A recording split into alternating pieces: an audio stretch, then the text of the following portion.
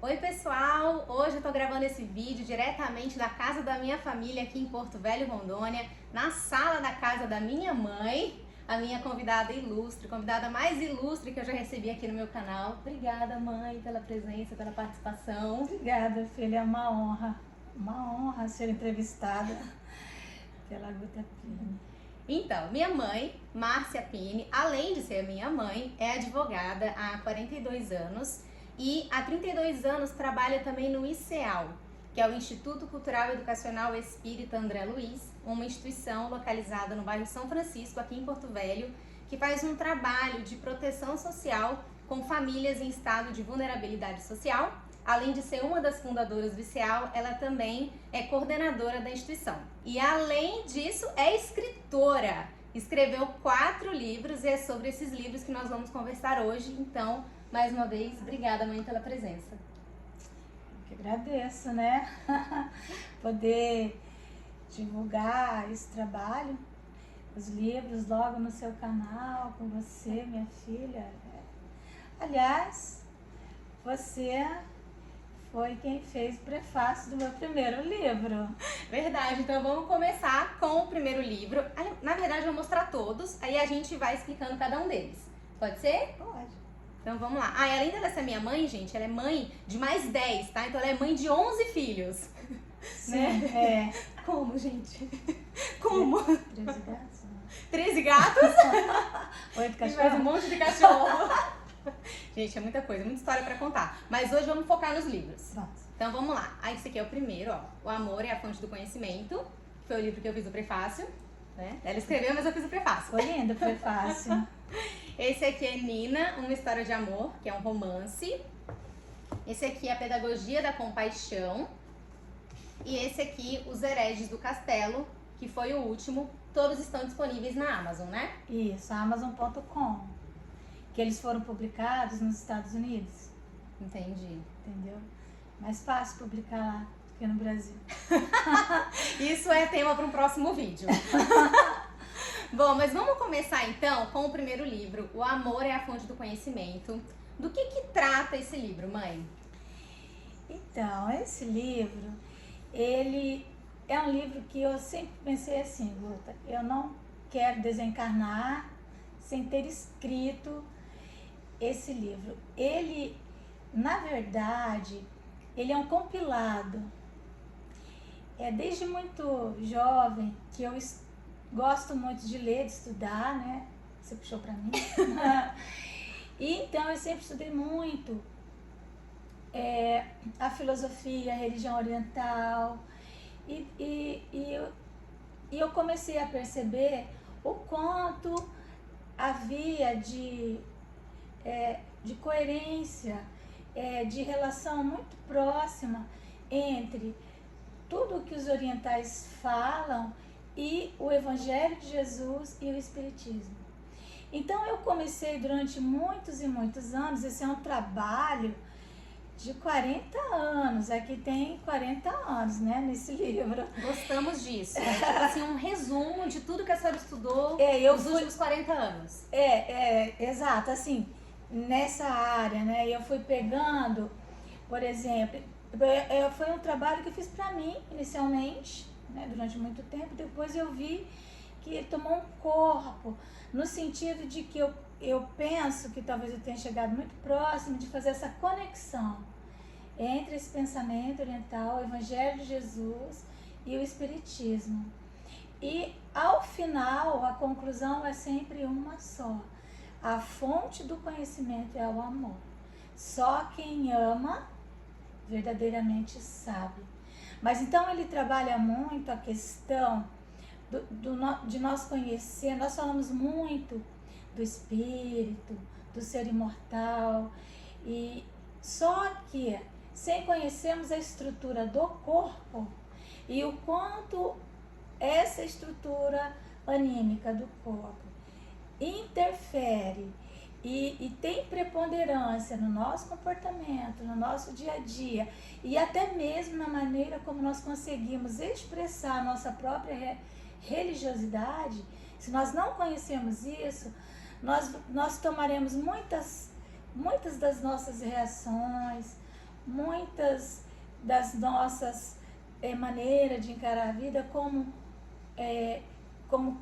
se isso estivesse no campo da moral, mas não está. A maioria das nossas formas de agir, nosso comportamento, a nossa maneira de pensar tem uma relação muito direta com a estrutura do nosso corpo. E é por isso que nós precisamos conhecer o nosso corpo, saber exatamente quando o organismo está determinando muitas coisas, para que então nós possamos nos contrapor a isso. Não é reprimir, mas quando você se conhece, então é um trabalho de autoconhecimento, mas ele passa primeiro pelo conhecimento dessa máquina, a máquina orgânica, que de certa maneira nos escraviza. Ela é determinante. Ela é determinante em muitas coisas. Então, é isso que os orientais falam, é isso que Dona Joana de Ângeles também fala. E enfim, então eu fui fazendo essas conexões todas. Basicamente é isso, não tem nada assim de diferente do que já está posto no conhecimento.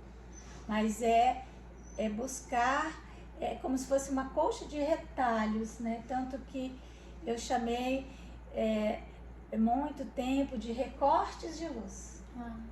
Seria um bom nome também, mas gostei, do amor é a fonte do conhecimento. É porque a gente chega ao final a essa conclusão. E ele aborda essa questão, então, comportamental? Muito.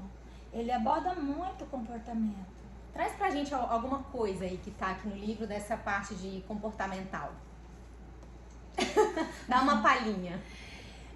Por exemplo, o hábito, ele é o segundo homem, mas na verdade ele é o primeiro homem. Nós somos, na verdade, a soma dos nossos hábitos. Então, nós nos comportamos de acordo com o meio onde nós estamos. São as influências do meio. Nós também somos muito influenciados, lógico, pela filosofia, pela ciência, né? A depender de com qual dessas áreas do conhecimento nós temos maior afinidade. Então, a influência das pessoas que nos rodeiam, do ambiente onde nós estamos, define o nosso comportamento, mas também os nossos hormônios, os nossos humores. Nós não podemos negar, nós mulheres, por exemplo, que há uma grande diferença de comportamento no período da TPM, tensão pré-menstrual, e o pós.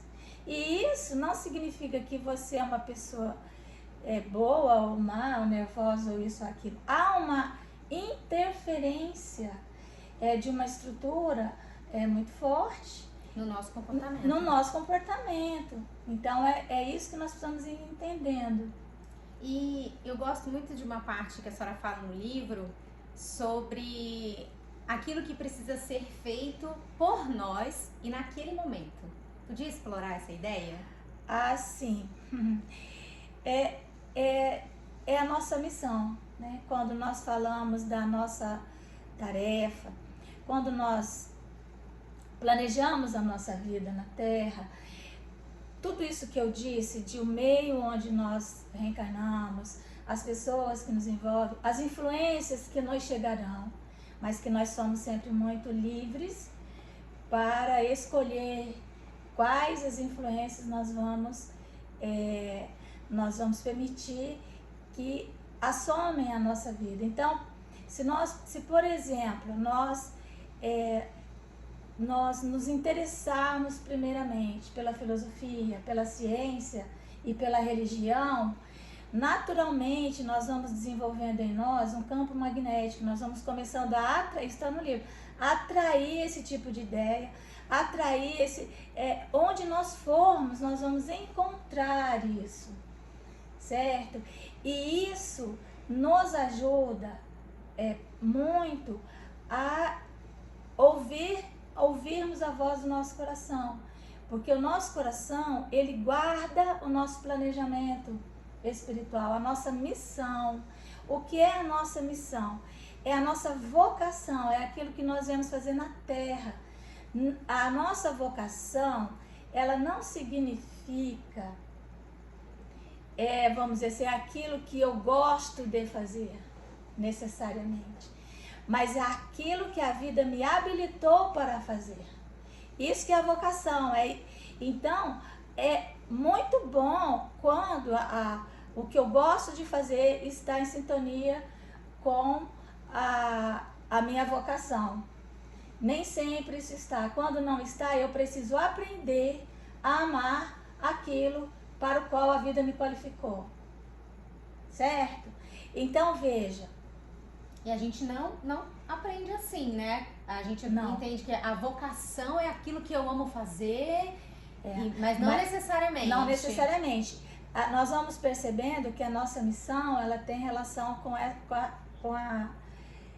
a resposta a esse questionamento. No meio onde eu estou, o que precisa ser feito? Dentro disso que precisa ser feito, o que eu, com as minhas habilidades, posso fazer? Então, se precisa ser feito e eu posso fazer, então eu devo fazer. Então, isso é a minha vocação. Ainda que seja naquele momento. Então, essa missão, ela tem uma missão mais essencial, que ela se relaciona com a nossa vida, praticamente toda, né? Mas ela também se relaciona com o dia a dia. Eu levanto de manhã e com um planejamento, mas de repente algo modifica isso. Então eu percebo o que precisa ser feito nesse ambiente. Por mim. Por mim. Às vezes o ambiente está em conflito. E às vezes é uma coisa muito simples. Eu levantei mais cedo, o café não está feito. E o que precisa ser feito? Precisa ser feito um café, colocar a mesa, eu posso fazer isso? Posso. Então isso é a minha vocação naquele momento. Eu estou habilitada para fazer? Eu aprendi a fazer isso? O grande problema é que muitas vezes nós não nos habilitamos a fazer algumas coisas, deixamos o potencial enterrado, né? Aquele talento enterrado, justamente para não sermos úteis. Então, às vezes eu falo assim, às vezes, por exemplo, da minha profissão. Eu gosto muito das artes e eu gosto muito de pintar, pintura. Eu gosto de cantar, inclusive. Mas eu nunca pude fazer isso. Isso é o que seria maravilhoso se eu tivesse nascido numa família que me proporcionasse isso, né? Porque a faculdade de artes era extremamente cara e eu nasci numa família muito pobre. Então eu fiz direito. Era a faculdade que dava para fazer. É o que a vida falou, ó, é isso que temos para hoje. Então, eu fiz direito e eu descobri muito cedo que eu tinha que aprender a amar essa profissão. E hoje, 42 anos depois, eu vejo o quanto de arte eu consegui colocar na minha profissão. Que lindo! Né? E o quanto, às vezes, eu já me aposentei, entre aspas, né? Porque a advocacia ninguém se aposenta, mas tem uma filha advogada, outro filho, tem 3 filhos advogados. Mas então eu olho para a minha profissão e eu vejo que eu consegui cumprir com a minha vocação. Aquilo que a vida queria de mim, profissionalmente falando, porque quando falamos em vocação, nós falamos não só na profissão, né? Nós falamos em todas as áreas da nossa vida. Então é isso. Sempre pensar nisso. O que é que precisa ser feito?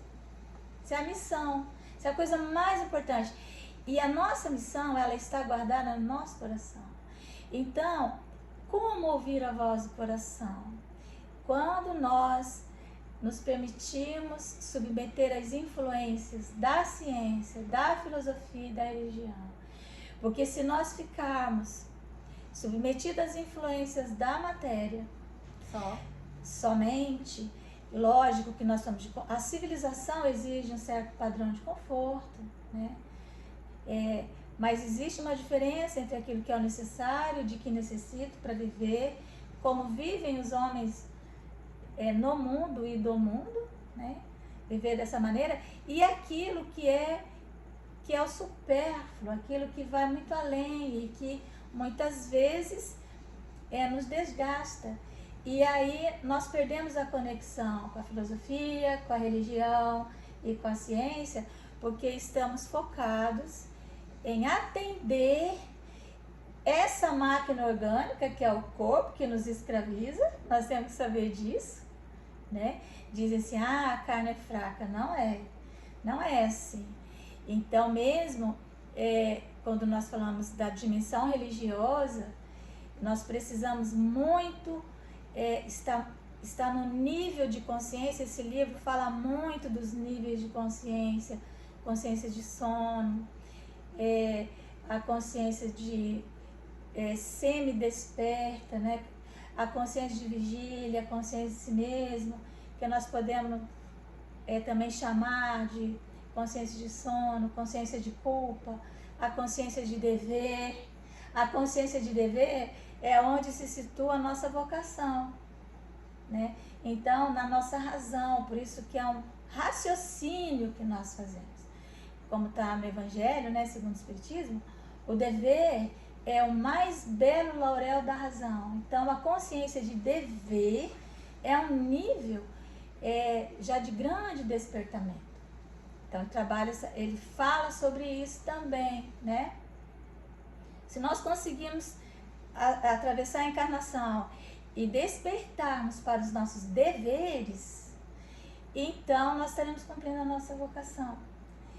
E a gente vê muito hoje as pessoas falarem, né, de que precisa assumir isso, assumir aquilo, e agir, vamos dizer assim, através das nossas sensações, permitir que elas se expandam, mas isso é se tornar cada dia mais escravo da matéria, né?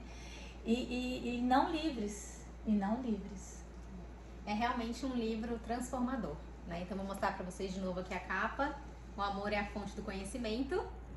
E agora vamos seguir para o segundo livro, que é um romance, Nina, uma história de amor. Mas na verdade eu já quero mostrar o outro também, Os Hereges do Castelo, que são 2 romances.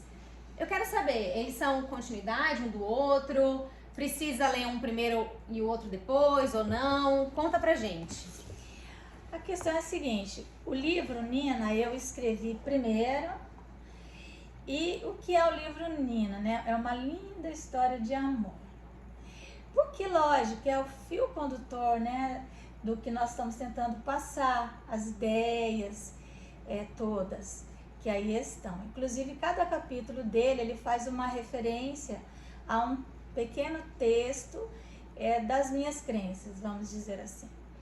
Então, ele se passa em 1720, e é interessante que é justamente quando, em Marsella, o personagem principal se chama Massália, que é o nome que primeiro se chamou Marsella, né?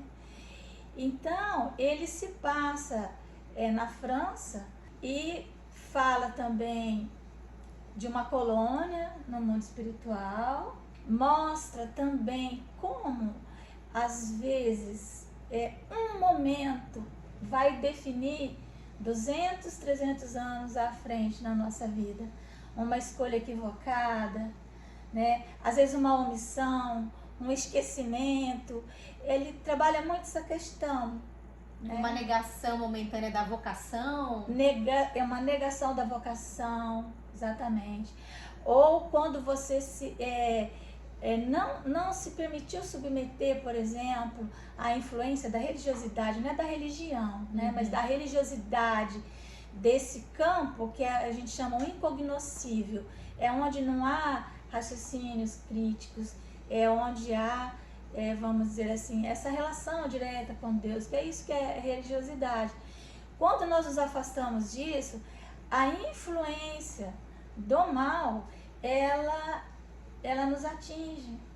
E muitas vezes nós agimos num impulso. e depois nós vamos ter que amargar longo tempo para recolocar as coisas no seu devido lugar. E os hereges do castelo, ele se passa em 1220. Nossa, 500 anos antes. Antes. Então, de 1220 a 1244. Só que eu escrevi, eu tenho muitos, posso falar dos meus sonhos? Claro. Eu tenho muitos sonhos, que nós chamamos de desdobramento. Então, são muito fortes, eu vejo cenas e depois eu escrevo. Então, esses livros são basicamente relatos do que a senhora viu em sonhos? São livros mediúnicos? Ele não está escrito como livro mediúnico. A mediunidade está muito banalizada hoje, né? Mas ele, vamos dizer assim, eles são fundamentados nos meus sonhos. De inspiração. Sonho, né? Dormo, sonho. Aí depois vem todas as cenas. Vem cenas, depois aquilo passa. Às vezes um mês depois eu sento no computador, volto e eu escrevo um capítulo. E a senhora, que o pessoal gosta, tá? De saber. A senhora enxerga, assim, as cenas, as pessoas, os diálogos. Tudo. Eu nunca saí do Brasil. No entanto, esse livro se passa na França, né? E com detalhes que eu enxergava e que depois eu ia pesquisar para ver se aquilo existia. Tem até um detalhe que no livro, nós moramos na cidade de Porto Velho, então no Nina... Nós é muita gente. E eu moro em Campo Grande. Nasceu em Porto Velho. Então, a Massalha, quando elas já estão em Marselha, né, na França, ela mora num bairro, e esse bairro é um porto, e ele se chama Porto Velho, que eu nunca imaginei na minha vida que existisse na França, em Porto Velho tem. Gente! Então, coincidência, né? Muito difícil. Então, o que acontece? Os hereges do castelo, eles... Então, eu penso que se tiver nisso algum tipo de recordação, algum arquétipo, seja lá qual for a explicação que se dê, cada um tem sua explicação, eu tenho a minha. A minha memória, ela acessou primeiro o que estava mais recente. O que estava mais recente. Que é o Nina. Que é o Nina. Aí depois, evidentemente, quando abriram esses arquivos, outros arquivos se abriram. Mas muita coisa dos hereges do castelo eu já sonhava quando eu era criança. Assim como Nina também, né? Os hereges do castelo, ele fala basicamente de um grupo de cristãos denominados cátaros, cuja história se perdeu completamente porque eles foram exterminados pela Igreja Católica. Eles foram perseguidos. Foi a primeira cruzada da Igreja Católica contra cristãos. Porque antes não, era contra muçulmanos, ainda dava até para entender, né? Mas os cátaros, então, eles começaram a ser perseguidos pela igreja porque eles eram muito inteligentes, eles eram muito ricos, viviam em terras muito férteis no sul da França.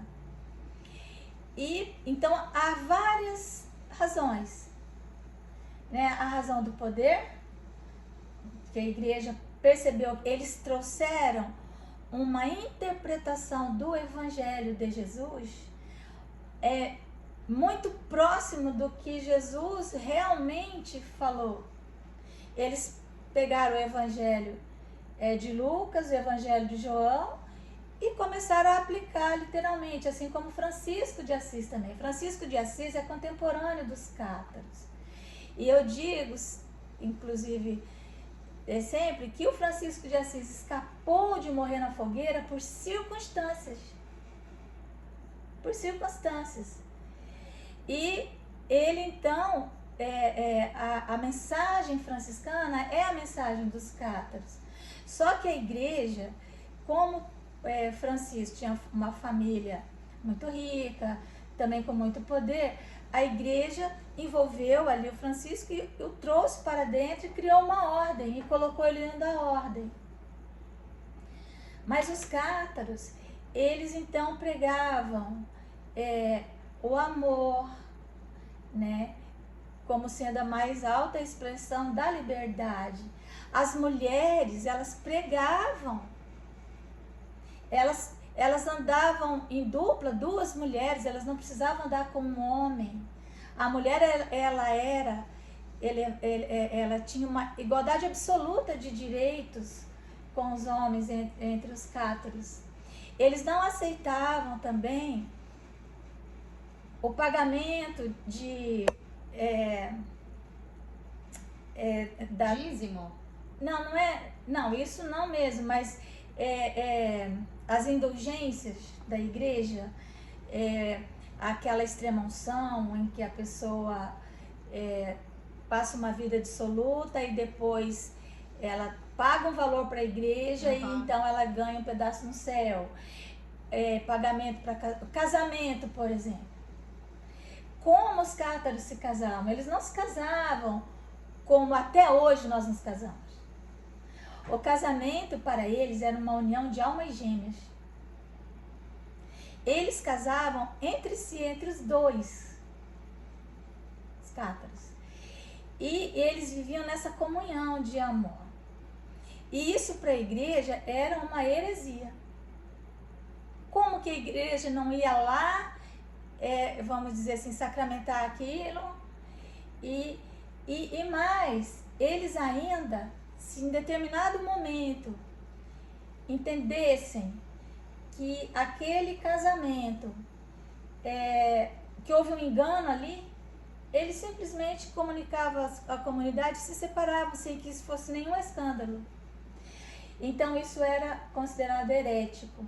Então, os hereges do castelo são os cátaros. São, porque ele se passa, justamente, são os 200 últimos cátaros que se refugiam num castelo de Monte Seguir.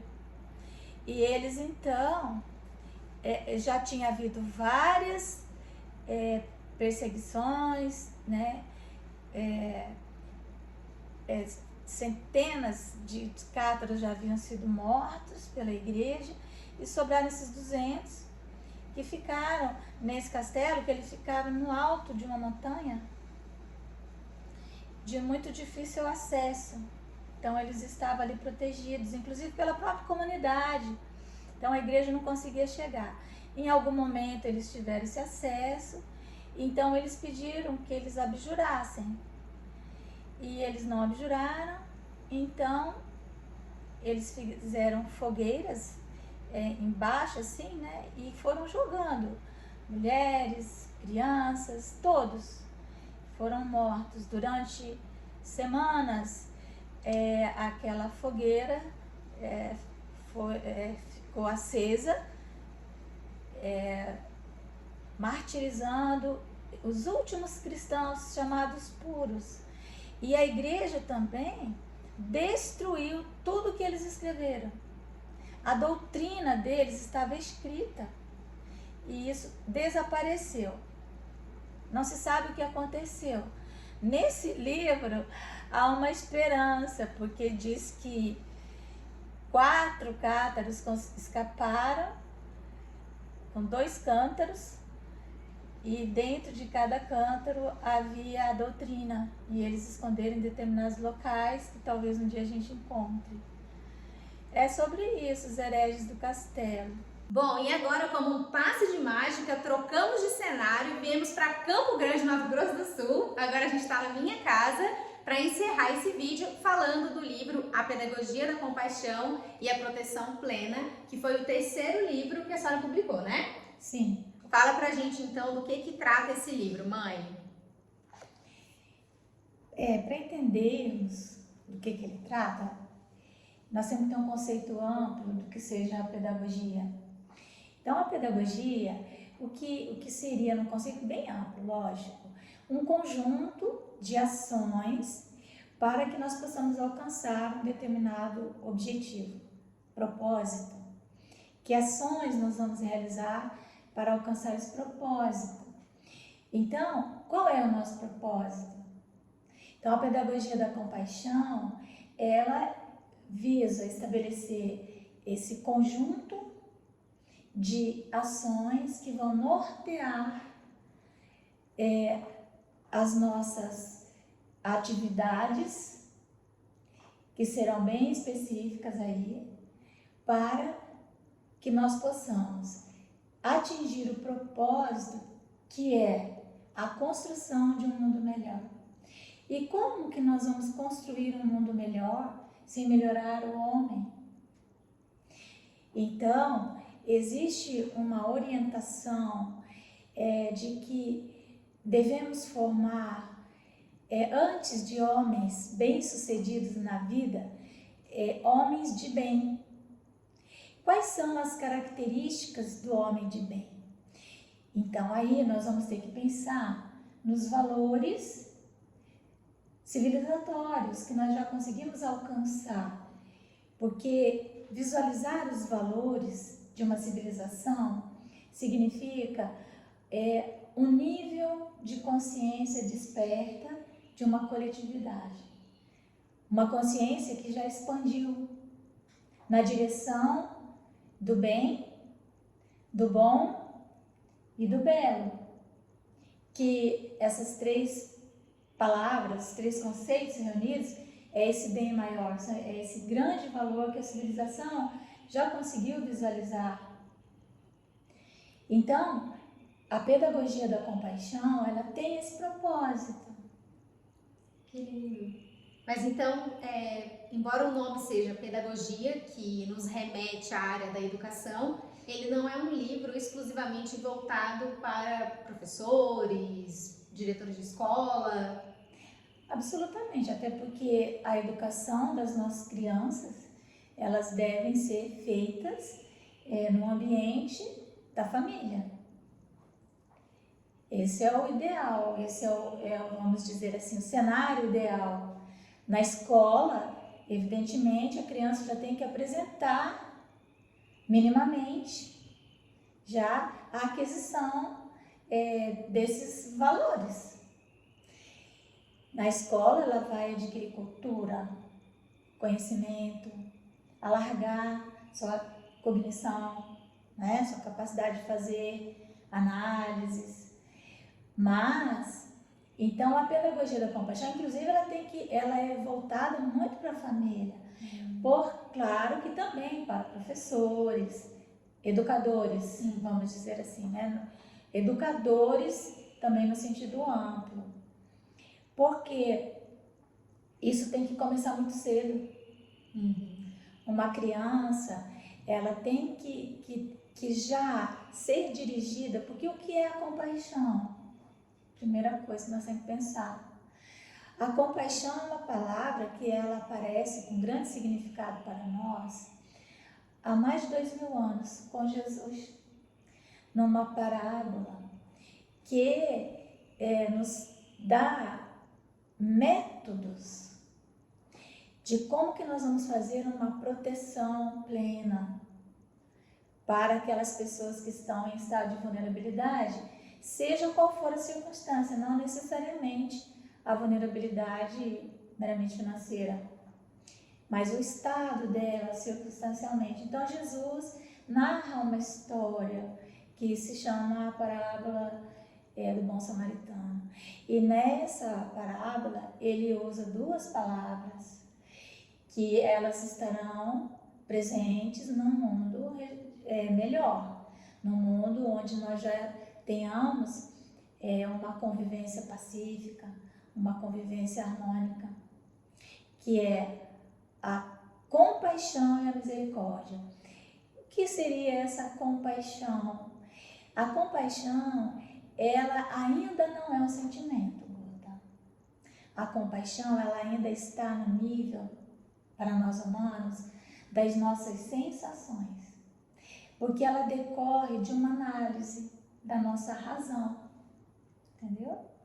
Nós temos que analisar uma situação, tanto que na parábola, o samaritano tem uma pessoa que está caída, e o samaritano, ele ele observa que aquela pessoa está caída. Então, veja, é algo que ele faz, é um movimento dele, e ele se aproxima e ele faz uma análise.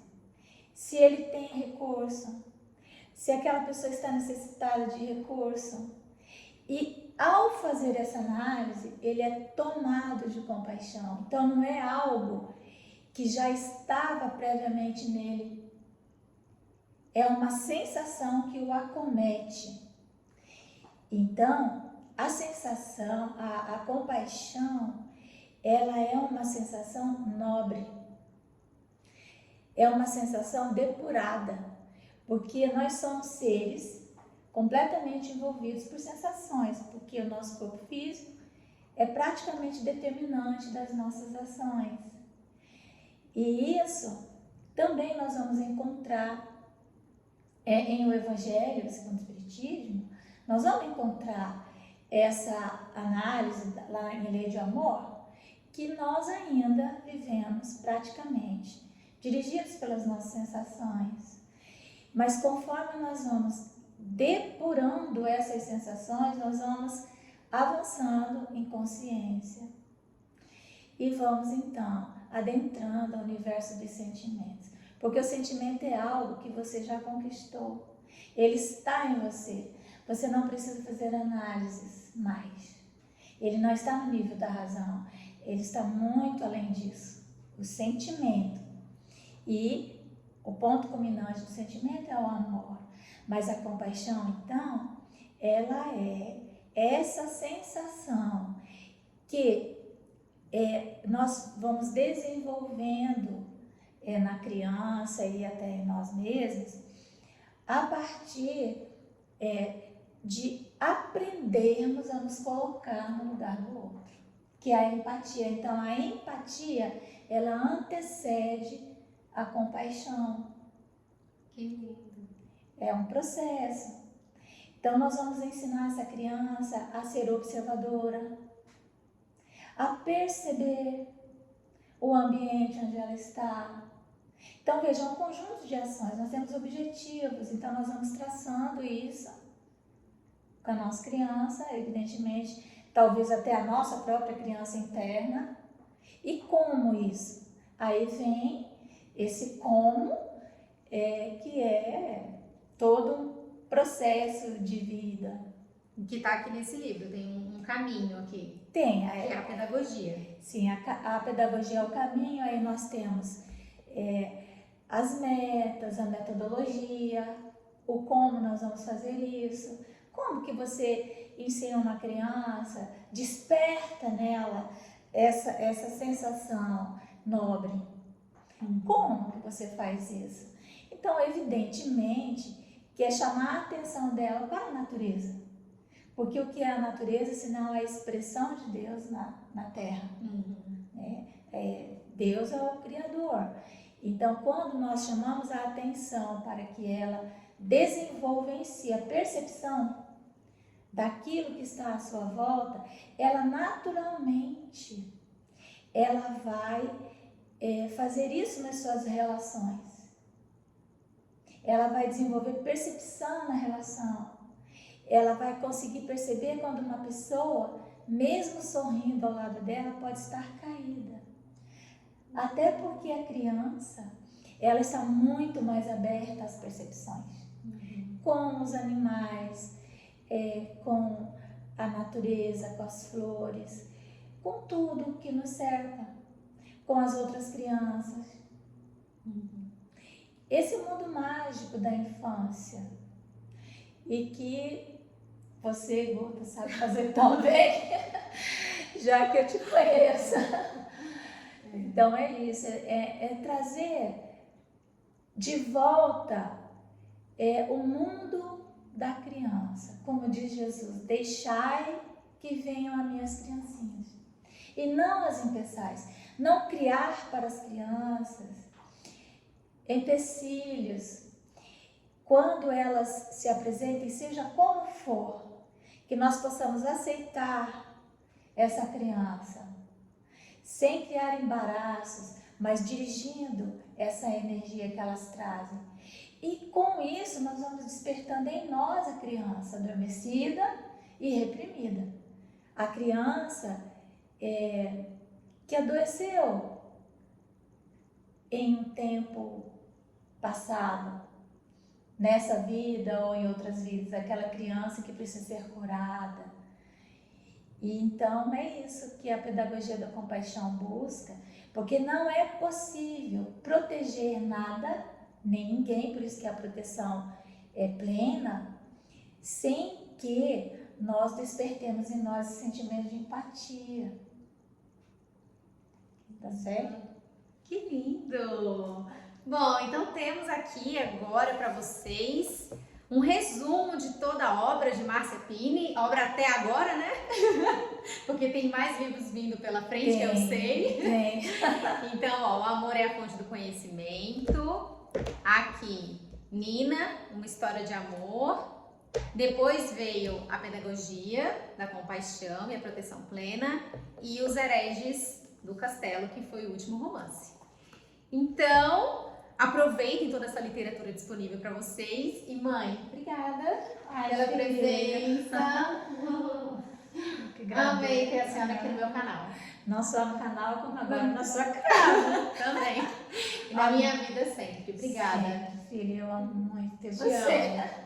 Maravilhosa.